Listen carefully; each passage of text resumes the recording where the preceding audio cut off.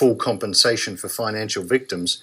She says the first word is compel. Compel the banks and other financial institutions to fully compensate all of their financial victims, including the tens of thousands of cases from decades before the 2018 Banking Royal Commission. It seems like a big ask, so my question is, how do you compel them? And just to add to that, Kate, who asked the last question, followed on in this manner, asking how quickly can the sterling victims be compensated? I think it's important they be compensated immediately. They are elderly and were obviously taken advantage of. Does the government have the power to compensate them immediately? If the election is called and the government goes into caretaker mode, what would happen regarding compensation? I'll take the last question first. The government absolutely does have the power to compensate the victims immediately. We have called for the government to make an act of grace payment through the Finance Department to compensate these victims, owning up to the fact that it sets the policy for ASIC and therefore is responsible for ASIC's failures in this regard. And on that basis, they should compensate the victims, and they could do it immediately. They could look at this case, look at all the circumstances of the case, including the fact that the victims are elderly and vulnerable, and 20 of them have already died, and a lot of them have chronic illness and terminal illness, etc., and they all face eviction and homelessness, and end it straight away, right? And it's a drop in the bucket in terms of the amount of money involved. $18 million plus interest plus expenses. So that can easily be done. In terms of compelling, that's a great word. It's called legislation.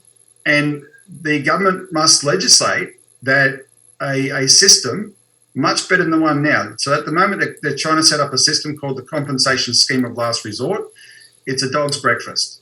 It is not fit for purpose at all.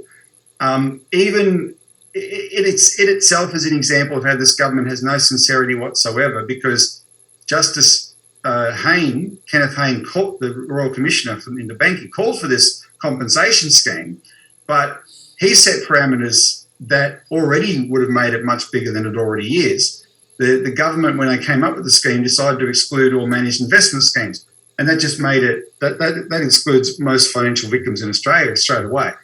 Anyway, there's a push to change that and enlarge the compensation scheme, which would be great, but it should be done. That's all fine.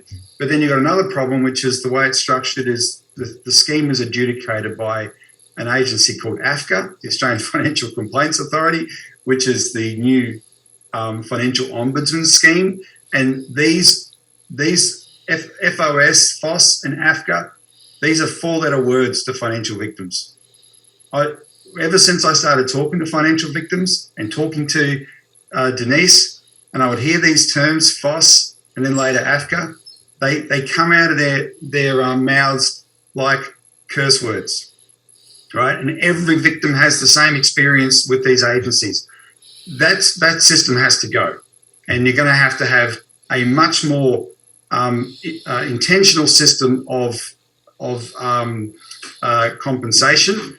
And if the compelling requires this, which we've called for before, the government to front load the funds and get it back off the banks through a levy, and the insurance companies and everyone involved that owes money in this area, get it back from them in a levy so that the justice can actually be timely, right, as well, because these people have already been waiting a long time for compensation, then they should do that, right? And the government could set up a system like this quite easily. That's why it's the government.